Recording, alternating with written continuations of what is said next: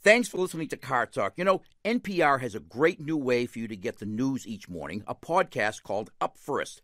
Give them 10 minutes and you'll find out the big stories and big ideas of the day. It's the stuff you really need to know and why it matters. Start your day with Up First, weekday mornings by 6 a.m. Eastern Time on the NPR One app and wherever you listen to podcasts. Hello and welcome to Car Talk from National Public Radio with us, Click and Clack, the Tappert Brothers. We're broadcasting this week from the Department of Brotherhood here at Car Talk Plaza. Well, I wouldn't call it. I would call it brotherly compassion. Oh, really? Because Raymond is quite sick today. Yes, I he am. dragged himself into the studio, and I thought it would be nice to read you a piece of fan mail. Well, I only came in to infect everyone else. Well, this might lift your spirits. You think? This is from someone named Dan from Salt Lake Tahoe. Dear Tom and Ray, I've been listening to your show since 1998, and I must say it's very possibly the best radio show I've ever heard. He's right about that. Another lunatic. Aside from actually giving advice to people that help us with their cars, you guys are also very funny. I love the show when you guys read excerpts from elementary school tests and Tom compared his wife to looking like a truck. Oh, I was going to scratch that part. That was hilarious. But yeah, there is... She thought so, too. But my favorite show had to do with the Mango Puzzler.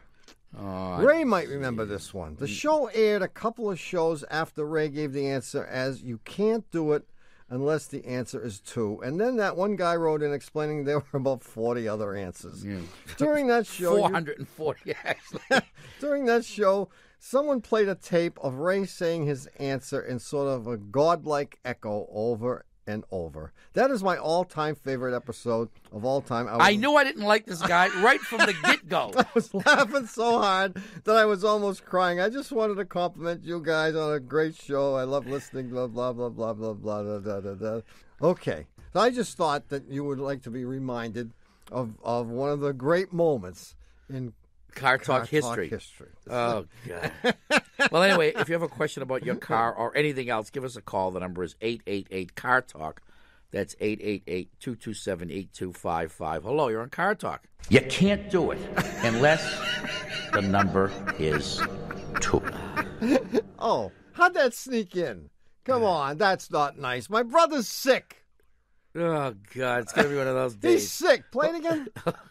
You can't do it unless the number is 2.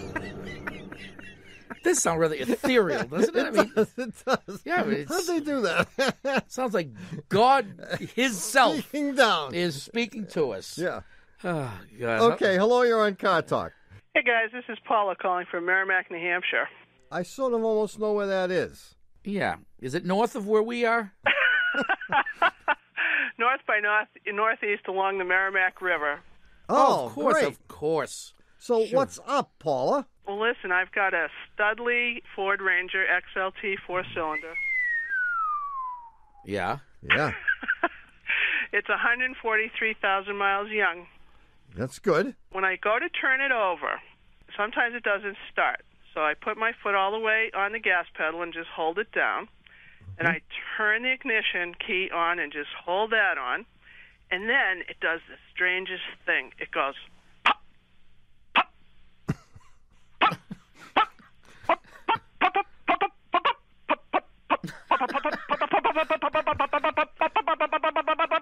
pop, like 2 to 3 minutes, and then it runs.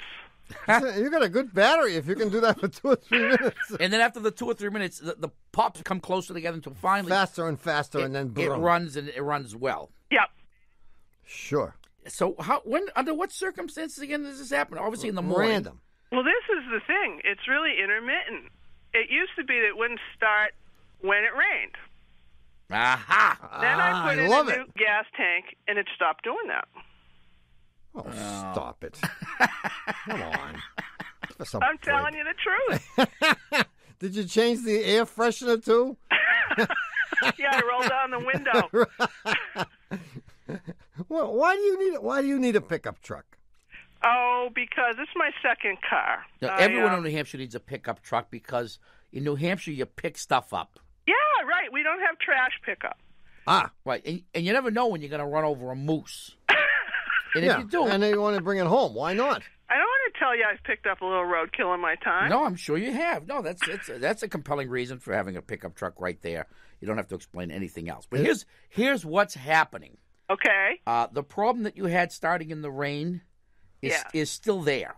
When was the last time you had like a tune-up? Guys, don't ask me that. Yeah. That's that's a key question. It's a key question, Paula. I bought the truck for $400 from my neighbor. And why would you want to do a tune-up to it? How long ago? 4 years ago, right? 2 years ago. 2 years ago. But his dad is a Ford mechanic at a Ford garage. Oh, and he's great. a family man. Yeah. So I knew it was in good shape. Yeah. Well, it was, but that was 2 years ago. The condition that you have, what's making the pop, is weak spark. So this is classic, Paul. And what's happening is one cylinder at a time is firing. So what happens is you turn the key, and you're running basically on one cylinder. So you have to keep cranking it. Otherwise, it won't run on its own. Right. Eventually, you get two cylinders firing, and hence the speeding up of the boom, bada bing, bada bings. And then finally, when you get three, it starts to run, and then boom, it smooths out. Okay. But what you need is some spark plug wires, probably. That's it? Or maybe spark plugs, or maybe, The whole business. Yeah, maybe a distributor cap, maybe a new coil even. Yeah. But any one of those things can cause the problem that you have. You might need everything. It's crying out for help. It is. It's crying but out for how help. much money? You know, I would start with a cap and a rotor and spark plug wires. Yeah, rotor. I'm writing this down. Rotor, spark plug And I think that will do it. Really? I think a full-blown tune-up is what you need, Paula. Bite the bullet and go for it. Your whole problem is secondary ignition. And hopefully I won't need a new starter. Well, you will if you keep this up. See you later. Good luck. Thank you. Bye-bye. Bye-bye. Bye-bye. 1-888-CAR-TALK. That's 888-227-8255. Hello, you're on Car Talk. Hi, my name is Peter Warner from Bend, Oregon. No last names, please. Hi, Peter. Well, I have a 96 Nissan 240 SX SE, and I have a barely perceptible whine that I can hear in the lower gears. Your mother-in-law in the back seat? Back seat isn't big enough for one of those. Not for your mother-in-law, huh? Yeah, you said it, not me.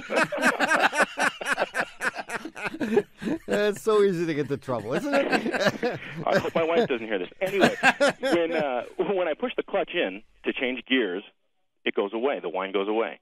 When I let the clutch out, it comes back. Yeah. All right. Look, Peter. Yeah, go ahead. You can hang up right now. and the truth is, if you did hang up right now, you probably would be all right for a really long time. Okay. Yeah. The car, on the other hand, is in trouble. You'll be all right. You'll get over it. Well, it's better not to know sometimes. Yeah. So you don't want to hang up, huh? No. Well, the fact is that because the noise goes away when you step on the clutch, the noise is coming from the transmission. Okay. And it's coming from what's called the pilot shaft bearing. Now, it could be making noise because it's just worn out and has a lot of miles on it. 52,000 miles. Oh. Oh.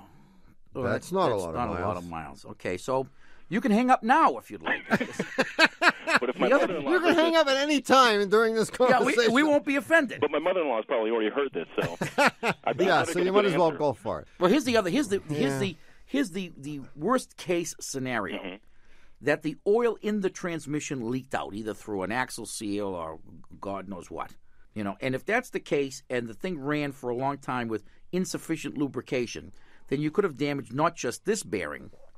By the way, Which is the one you happen to be hearing. I hesitate to ask the question, but when you're in motion, is the noise more severe than it is when you're just parked? I think the answer to that is no. When I'm doing that's good. When I'm doing 40 or 50, I can't hear it because I'm going I'm going too fast. But That's right. the right But answer. how about 20 miles an hour on a quiet street? When you're doing that speed, I can hear it, but my wife can't hear it.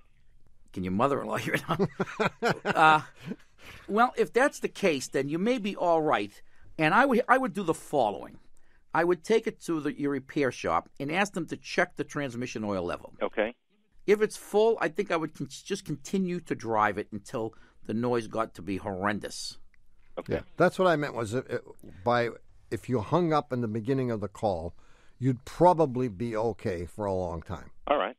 But when the noise Unless you're out of oil. Yeah, if you're out of oil, then you're probably going to have the transmission rebuilt sooner than later, and the noise may get horrendous real soon. But I have had cars that have had this noise for 10 years. And because they were parked for 9 of those years in my driveway. He'd come to us and say, can I leave my car here overnight for the next 9 years? And of course they don't make noise when they're not driven. Well, that's only because my sister wouldn't let me leave it in her driveway anymore. Get it out. Oh, God. So, I mean, you might be able to go a long time, but more than anything, have the transmission oil level checked. All right. If it's low, fill it up or change it, and obviously fix whatever leak is responsible for it being low, and hope for the best. Okay. And now you can hang up. Thanks for calling, Pete. Thank you, guys. See you Good later. luck. Bye-bye.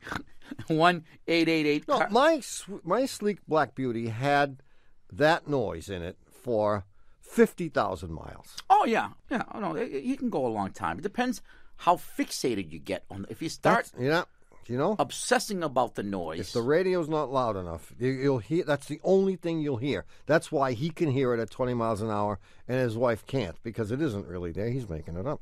Right, and he's flipped out now. He's But I think maybe we've just calmed him enough. I hope so. So that he can forget about it and enjoy the car. Yeah, because he thought it was an ominous sound and it was going to be $1,000, which it is. Oh, oh yeah. Well, he's gone now. But we'll let his mother-in-law break that news to him. 1-888. Just say, funny man.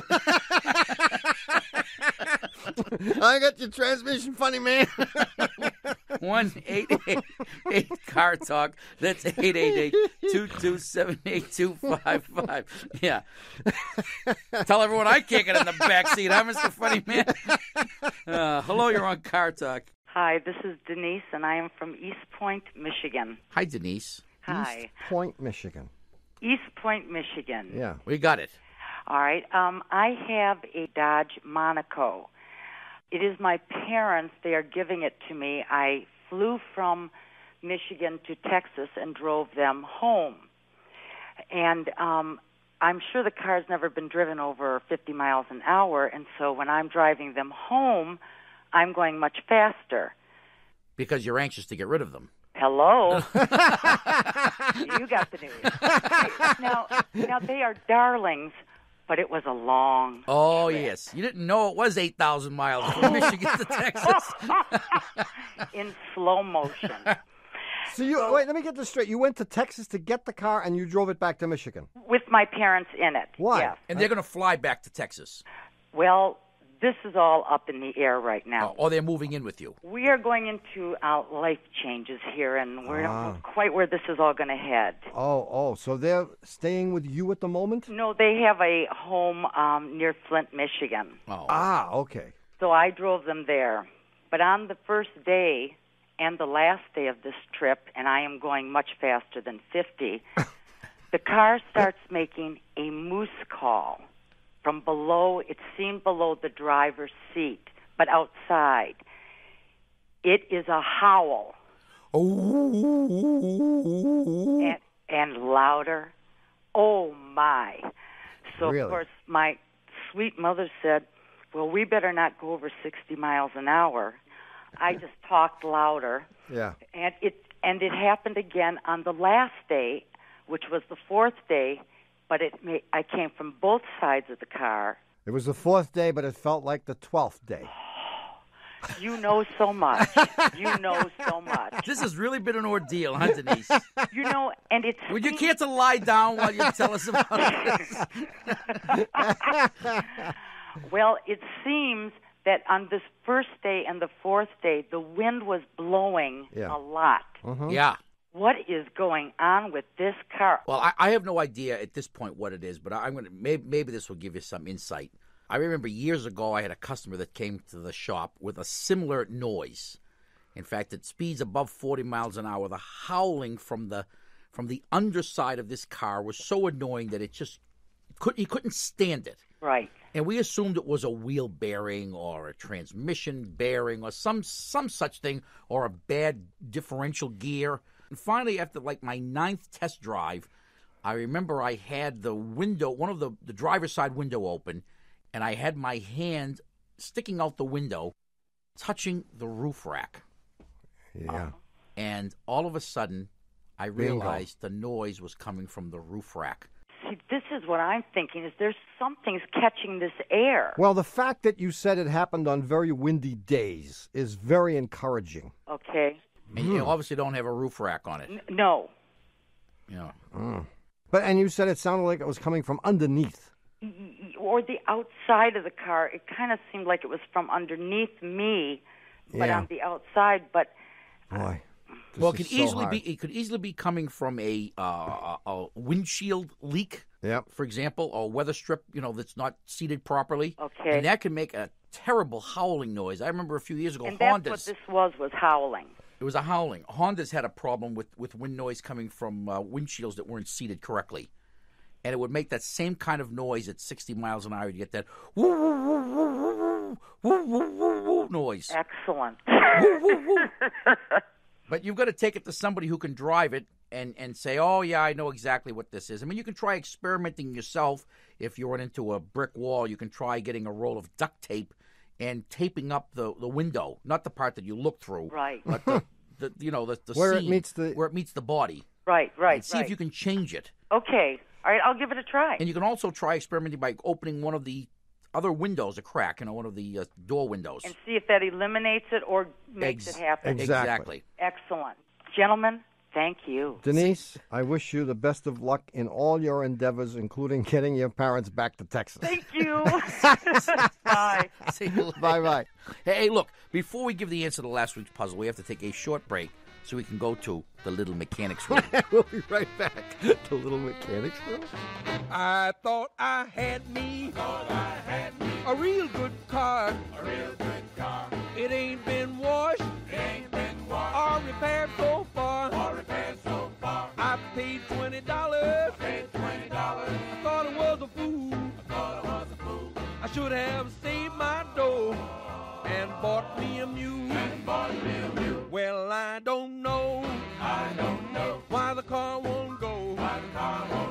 And even though King Kong snaps a bunch of broadcast antennas off the top of the Empire State Building whenever he hears us say it, this is NPR. We'd like to thank our sponsor, Tire Rack. Now, if you're like me and you own a car, you've probably done something dumb to it. Like the time I ran out of oil and used a quart of Filippo Berio extra virgin olive oil as a substitute. Well, Tire Rack makes it easy to be smart when it comes to your tires. At TireRack.com, you can look up the correct tires for your car and pick the best ones based on ratings and reviews. Plus, your new tires can be delivered in as little as 1 business day to a recommended local installer. So even if you forget to release the parking brake or send your brother's 65 AMC Ambassador to the crusher, you can still redeem yourself by getting the right tires. TireRack.com. Find, deliver, install smarter. Hi, we're back. You're listening to Car Talk with us, Click and Clack, the Tappert Brothers, and we're here to talk about cars, car repair, and the answer to last week's puzzler. I know you're not going to like this, but I'm going to have to convince you that you're going to have to like it. Because, okay, remember my neighbor Frank? Yes. He says to me one day, I have 5 children, and half of them are boys. And I said, I'll get right back to you, Frank. And your question was very brief. How can that be? How can that be? I have 5 children, and half of them are boys. Now, people immediately start thinking about dogs, cats, canaries, and the like. You figure somehow or another he's 5. I mean, how can you have 5 and then half? Right? Does he have half a boy? I don't know. Well, he does. Oh. And it would be correct to say that 10% of them are boys. 60% of them are boys. And 100% of them are boys. Oh! Therefore, they're all boys. They're all boys. Half of them are boys, are they not? I don't like it. I knew you wouldn't. I don't. But our winner liked it. Who's our winner? Well, I'm not going to send this person anything. The winner is Barbara Beck from the Cats in California, Los Gatos, California. And for having her correct answer chosen at random from among all the right answers we got, You're not going to get anything, Barbara, because that was a stupid puzzler. And if you got the answer right, you are not going to get one of our It is not great Car Talk T-shirts. Let's have a show of groans. Let's have a show of groans from the studio. Everybody, the whole studio audience, both of them. All right. I think, okay, but what we will send you, Barbara, is a T-shirt that says, celebrating 10 years of bad puzzlers. Congratulations, Barbara Beck from Los Gatos, California. Los Gatos, huh? Los Gatos. That's how we say it out there. Gates. That's how we say it out in California, man. Los Gatos, huh? Los Gatos. Okay. Anyway, we'll have Los a brand new Gatos. puzzler coming up in the third half of today's show.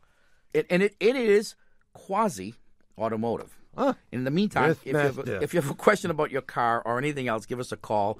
The number is 888-CAR-TALK. That's 888-227-8255. Hello, you're on Car Talk. This is Janet in Seattle. Hi, Janet. Janet. Hi.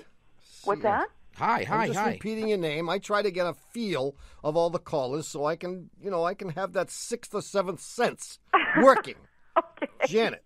I try to visualize everybody. I try to see where they are, Okay, what they're doing. you've had a few seconds to talk to Janet. Describe Janet for us. Janet is blonde. She's about 5'5" or 6", and she's right now in the tub. Now, are you describing fantasy or actually me? I'm a little confused. All right, so he'd blow it, right, Janet? I've always wanted to be blonde. People always think I'm blonde. See I'm that? not Well, blonde. that's close. But you are in the tub, right? Okay, I'll be in the tub for you. You can have that one. So what's up, Janet? Well, I have an 89 Geo Metro with about probably almost 113,000 miles. Doesn't matter. Anything over 50 is gravy. I know. And Wow. I need to nurse it a while longer because I'm not in a position to buy a new car yet. For those that don't know, the Geo Metro is a 3-cylinder little thing, which is the engine is made by Suzuki. Mm-hmm. And it's a rather puny... It's normally used in lawnmowers, but they thought they could stick it in a car, and GM said, we'll sell it. We can sell anything. Well, I mean, to its credit, this thing has gone 112,000... Well, to its credit and Janet's credit, it's gone 112,000 miles. And if driven correctly, 3 cylinders is all you need. There Sure. you go. Yeah. It really is if you drive the thing sensibly and don't try to drive it like it's a real car. And Yeah. if it only weighs 800 pounds to begin with. That too. Hey, And- but it's great because I can lift it out of tight parking spots. It's really handy. So, Probably not the safest thing to be riding around in. No, I agree, and I am really, really looking forward to when I have a newer or Real whatever vehicle. But in the meantime, in the meantime, let's get back to the point. Stop beating around the bush and going off Yeah, on and tangents. stop interrupting us. Just go ahead and tell us what the story is.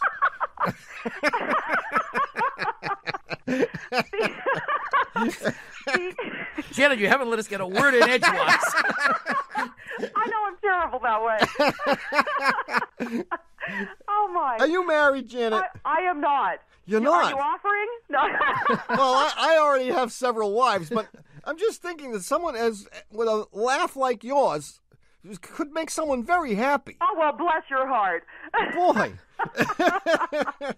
Thank you very much. Well, thanks for calling. My pleasure. Okay, I'll see you later. Yeah. All right, go ahead. Okay. Well, the fan belt on this car never quits squealing, no matter how often I replace it, and it's driving me crazy. You mean like since day one almost, when it was brand new? For about the last, let's see, year and a half. So about a year and a half ago, the fan belt was squealing, and I said, okay, I'm going to go replace it. And it's fine for 10 months, and then it starts squealing again. And then I discovered that I need to replace my water pump. And I replaced the water pump, and the guy checks the alternator, and he says, well, that's probably what made your fan belt squeal, so now you're okay, and everything's fine. I went, oh, good. And for about a month and a half, 2 months, he was right, and the fan belt didn't squeal, and then it started squealing again. And it squealed, and it squealed, and it squealed for about 2 weeks, and then one day it broke. Oh. And I don't know if it's too tight, if it's too loose, if it's breaking in.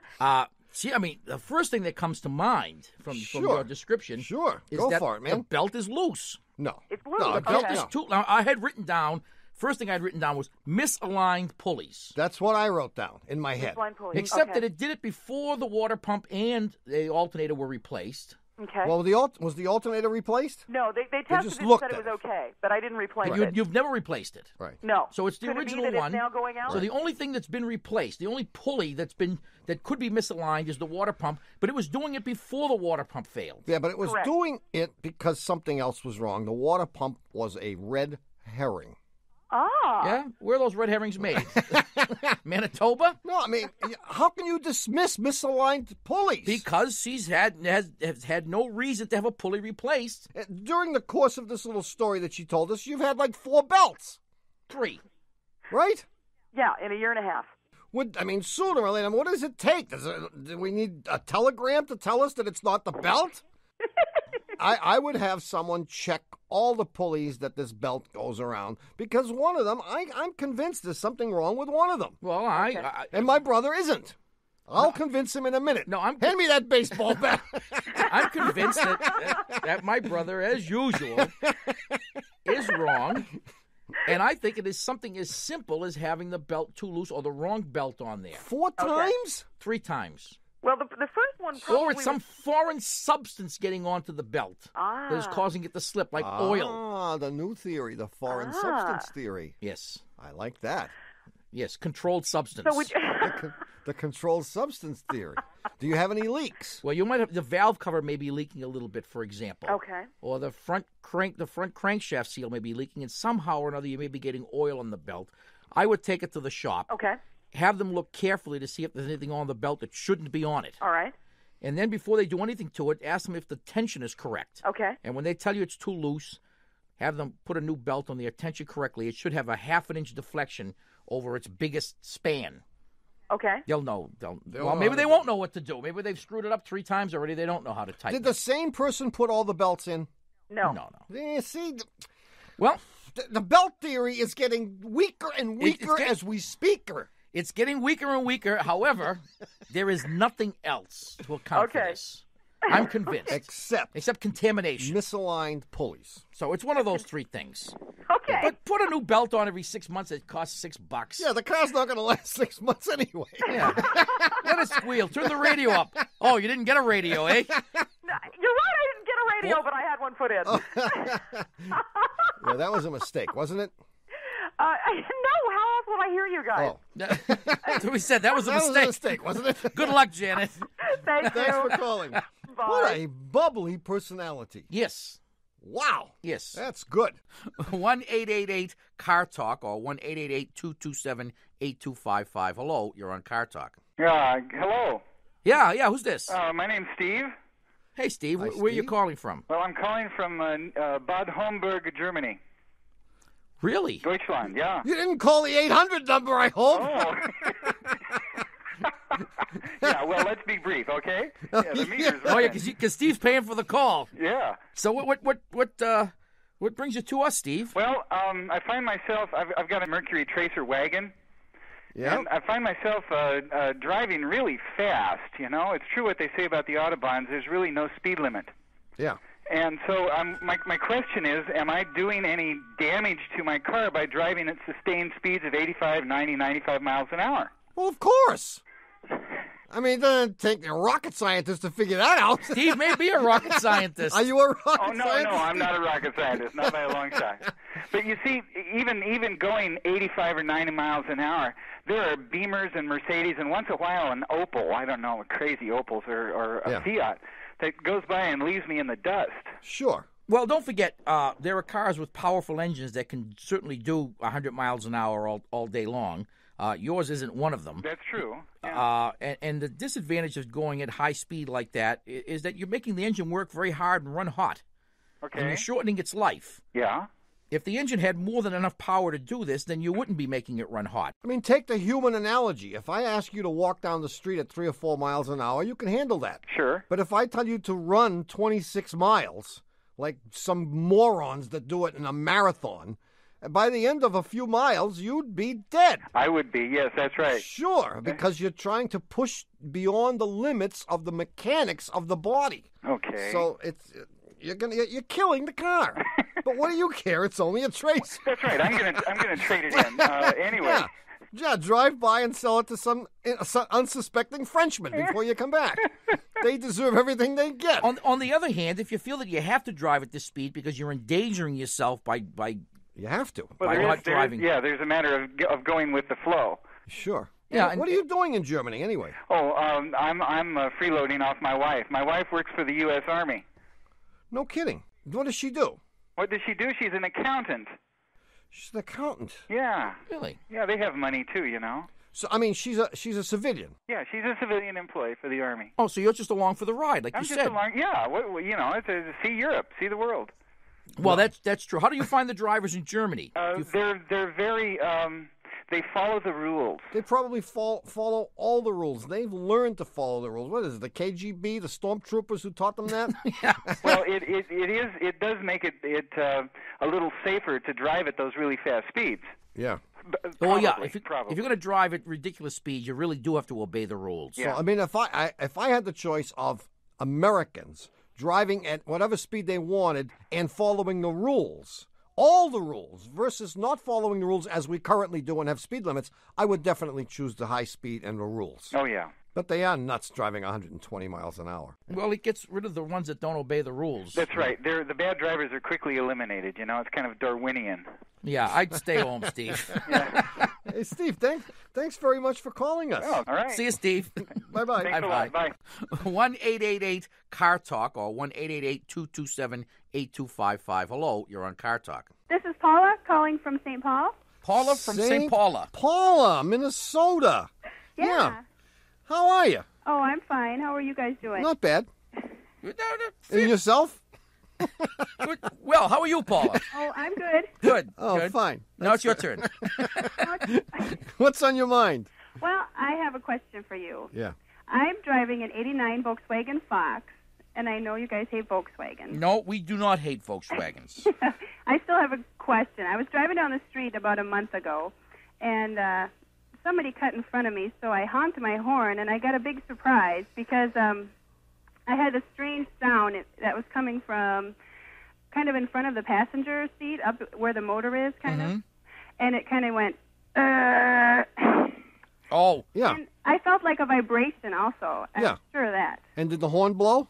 Yeah, the horn blew. Yeah, but the noise had nothing to do with the horn. No. But the horn did blow in addition to this noise. Yes. Yeah, you know what it is. Yeah, it's the horn.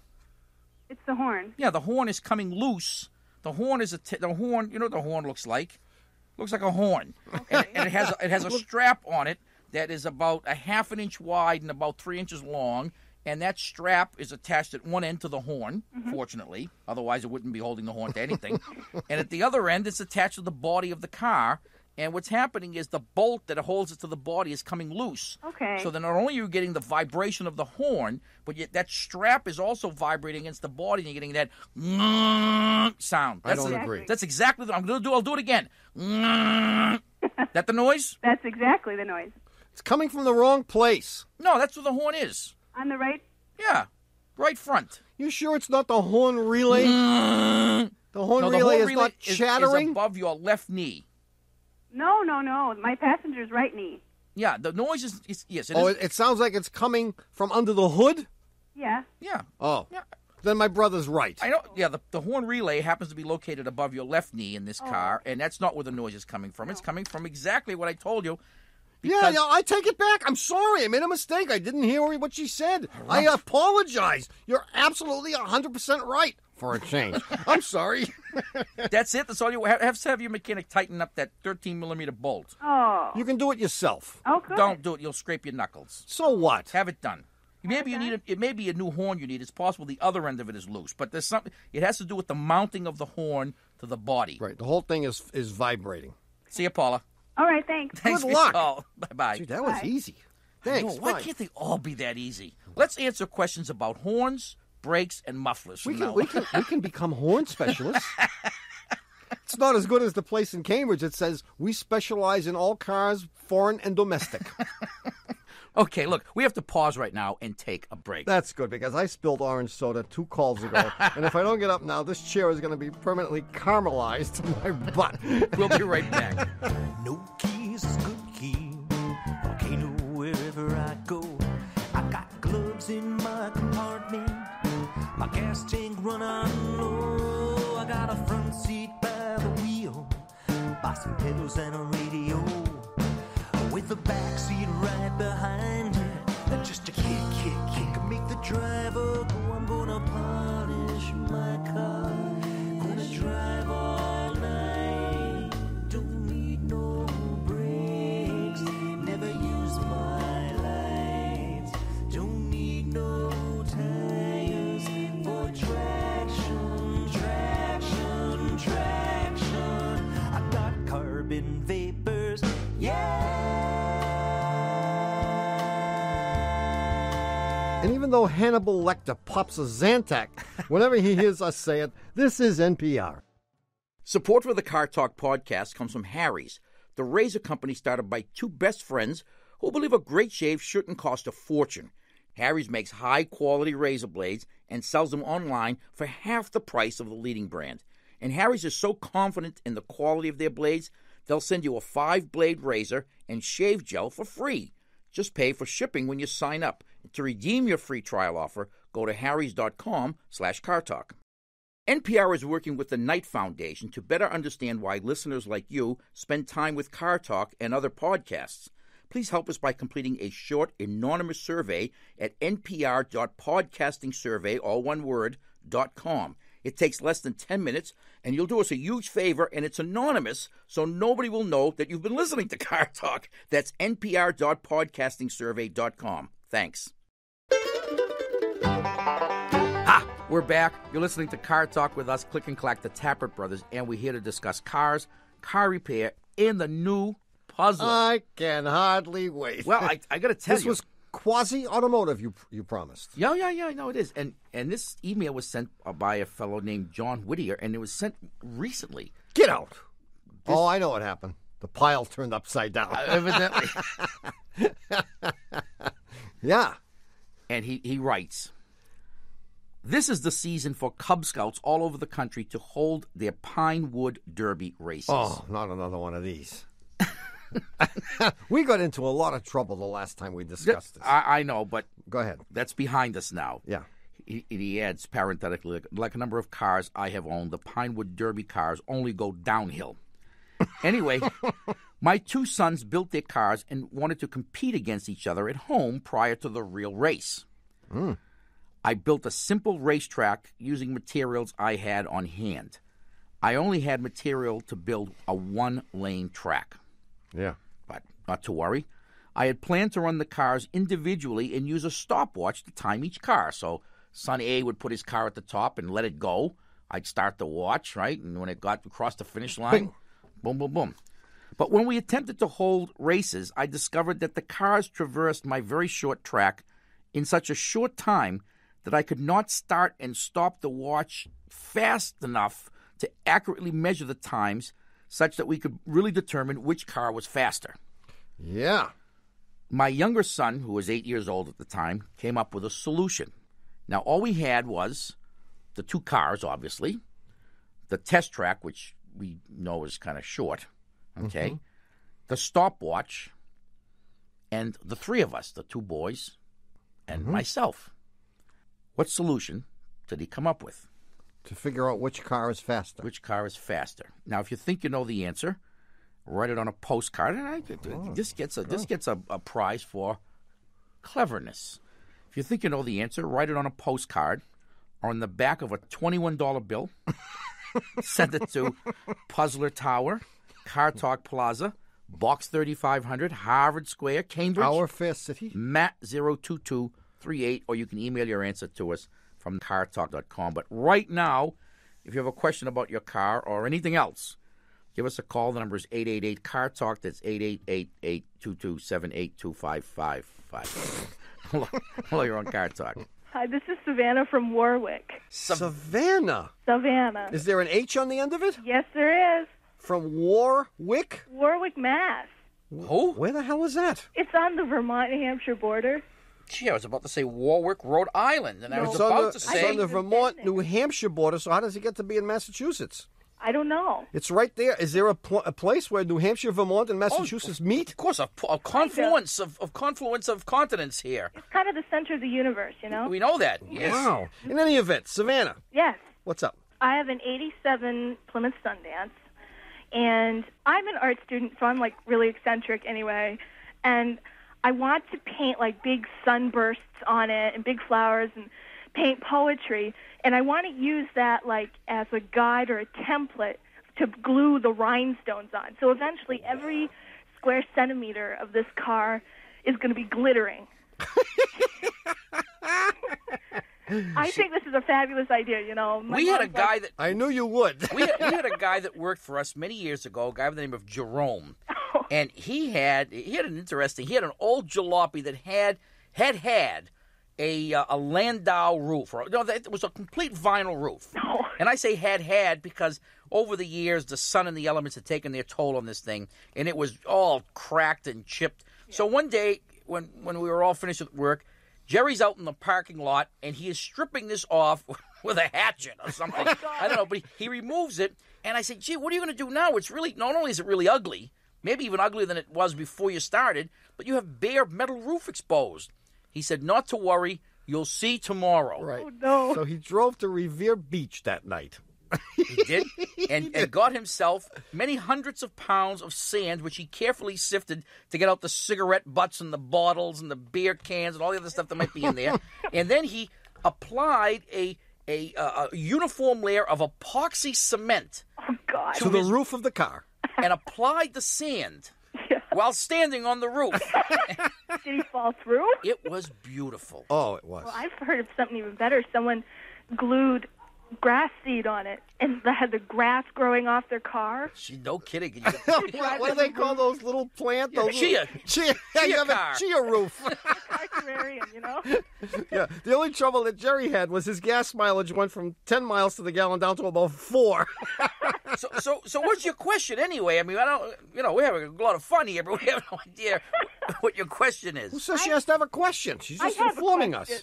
Oh, you have a question? I do. I'm wondering what kind of paint to use, because I tried just using regular acrylic, and I had this big red flower on the hood of my car, and I'm driving down Route 91. And it blew away. Well, better than that, a big strip of the yellow, so this yellow disc is flying through the air, and it hit a car behind me. Oh. It stripped right off. Yeah, it's like ripped, and it's all chipping and stuff, and I want to do this, and even though it's going to look strange, I don't want it to look shabby. I want it to look like car art. Well, I don't think there's anything wrong with the paint that you use. I think, as in all cases, we professional painters know that whenever there is a paint problem, it is not with the application of the paint, but with the substrate. The preparation. Right. It's what? Preparation of the surface. Right, otherwise known as the substrate, the bottom layer. So what did you do to the car before you painted? Did you just hose it down? Dirt. You washed out. You brushed the dirt off with your sleeve, right? Yeah. Oh, that's why. Well, it comes over me, and verses will come to me, and I have to run out and write them on my car. Yeah. And but not only that, I want to know what kind of adhesive, because I want to be able to put it on and not have to worry about driving 65 on Route 91 and having everything fall off. No, for one thing, it gets expensive losing those rhinestones. Well, it is, So you want to glue the rhinestones on with adhesive. Yeah, but what kind? But the paint first. Well, the paint, you can probably use any paint as long as you get the surface clean. Right. Which means removing wax, and you probably have to use some kind of a solvent on it to remove whatever wax and anything else that might be in dirt or grease that may be on there. And that's not going to be easy to do. I would probably use rubbing compound. Well, what about, I've heard rubbing alcohol? You could use rubbing alcohol, perhaps, so that would be the cheaper thing, something that's readily available to you. Yeah, or you could go to an auto body shop and ask them for some solvent. Solvent. Okay. Okay. Tell them what you want to do. When they stop laughing, ask them if they have any solvent that you can buy from them. Then, once you prepare the surface, then you can put anything. Sure, you can put latex, acrylic, oils. Okay. Anything. Now, to go back to your other thing, how to glue this stuff on, I would probably use rubber cement. Yeah, but that after a while rubber comes cement? apart. Gee, I don't know. It's pretty tough stuff. What's wrong with super glue? Super glue, believe me, I have fake nails, and it's basically the same stuff, and they pop off. Yeah, super glue's no good. Yeah. Rubber cement is good, and we know that Jerry used the epoxy for his roof. Epoxy's good. Yeah, Would expensive. What about decal, sort of that I don't know, it's adhesive for decals that you put on a car? Spit, that's what we always use. Don't forget, I mean, these. How big are these rhinestones? Like 2 or 3 carats a piece? 2 or 3 rhubarbs.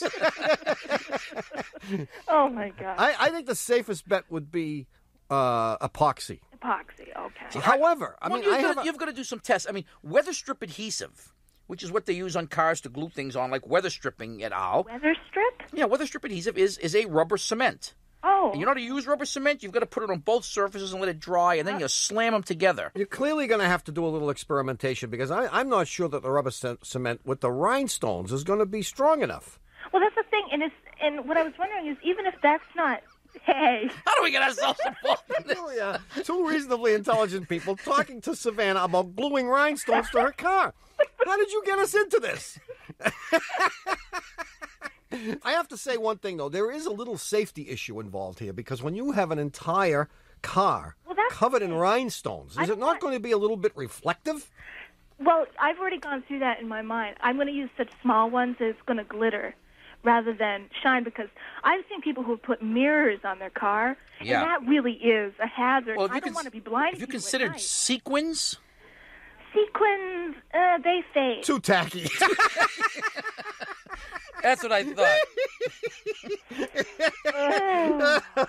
Good luck, Savannah, and don't get hurt, whatever you do. Thanks for your call. Oh, thank you very much. 1-888-CAR TALK or 1-888-227-8255. Hello, you're on Car Talk. Hello, hey, is this Tom and Ray? Hey, yeah, who's this? Hey, hold on, excuse me for a second. I don't care if it is raining. Get out of my cab. Some of these people think they deserve special treatment. I don't care how old you are. Guys, get out of here. Who is this? My name's Richard. What cab are you calling from, Richard? I'm calling from Denver, Colorado. Denver. Yes, sir. Are you really in a cab? Yes, this is my car. You're a cab driver. Yes, sir. And you just threw someone out of the cab so you could talk to us. Well, yeah, I got my priorities, all right? Listen, this is starting to cost me money. I've been having trouble with this vapor lock problem. I've got an 87 Chevy Caprice. It's the police package. Yeah. And I mean, the car runs great when the weather is like below 80 degrees. When I get over 80 degrees, approximately give or take a degree, and I'll pull over and stop for a while, to go in someplace and come out and start the car up again, it vapor locks on me. And it's driving me crazy, and it's costing me money. And I've done everything. I've done the clothespins on the gas lines. I mean, I've put wet rags on the manual fuel pump. I've changed the fuel filters. I've done everything, and I don't know what's going on. How's come it's happening to me and nobody else? Yeah, I guess you don't lead a very good, clean life. 87 Caprice. Yeah. This is not carbureted, this car, is it? It's fuel injected, isn't it? Yes. No, it's a carburetor. It's carbureted? It's carbureted? Carbureted. It's carbureted, huh? Yeah. Jeez. And I burn premium unleaded. I don't know if that has anything to do with it, but it runs like a top. I mean, it's got a lot of miles. But when the weather is cool, it just runs like it was built yesterday, But whenever it gets a little warm, and I'll tell you what else I've even done. I put on an electronic fuel pump back by the fuel tank to help push the fuel to the manual fuel pump. And it still seizes up on me. I mean, I pop the air cleaner, put my finger in there, no gas is getting to the carburetor, and I'm talking a full tank of gas, and I just don't know what's going on. I'm at my wit's end here. Oh, Richard, I was just going to... I thought you and I were going to be buddies forever. I was going to say, Rich, you need an auxiliary fuel pump. You tried that, huh? Didn't help, huh? Yeah, no, it didn't. And also, the manual fuel pump I just had replaced about 4 months ago. Now, I was wondering, is it possible that the manual fuel pump is malfunctioning? I mean, even though it's new, is it possible that it could be a bad one? Well, will the car run at sustained high speed? Yes. That's too bad. Yes. Then that fuel pump's okay. Yeah. And well, a lot of times it will happen to me towards the end of the day, okay, after it's been a hot day, and I'll be doing like 55, 60 miles an hour, and it'll start chugging on me. And sometimes it'll completely cut out, and I'll have to pull over and mess with the starting. Oh, even at high speed. Even at high speeds, yeah. Uh-huh. I hate to ask, but how many miles do you have on this thing? 296,854. Good question. Yeah, that may have something to do with it. Yeah. Have you talked to any Chevy dealers? No, I haven't. You on speaking terms with these Chevy dealers? No. Well, this last symptom that you gave us makes me wonder whether that fuel pump really is okay. Because the symptom you described, sometimes you said you're going along 55 miles an hour, it starts sputtering and you have to pull over. Yes. I mean, that's a classic symptom for a bad fuel pump. Is that right? Now, you're sure that when it doesn't restart that it's fuel?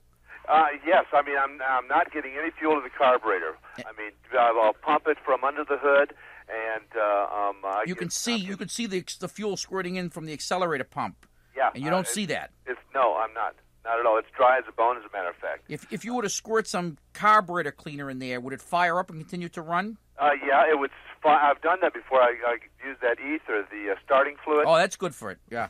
And it'll start for a little while, and then it'll just peter out again. It's like there's air bubbles or something. Right. It's just burning up the ether of the starting fluid. Yeah. Well, I would have someone check the output of the fuel pump. Boy, we hit it. Well, I suspect it isn't the pump at all. I rather think that it is your evaporative emission system and probably a plugged charcoal canister. Oh, that's good.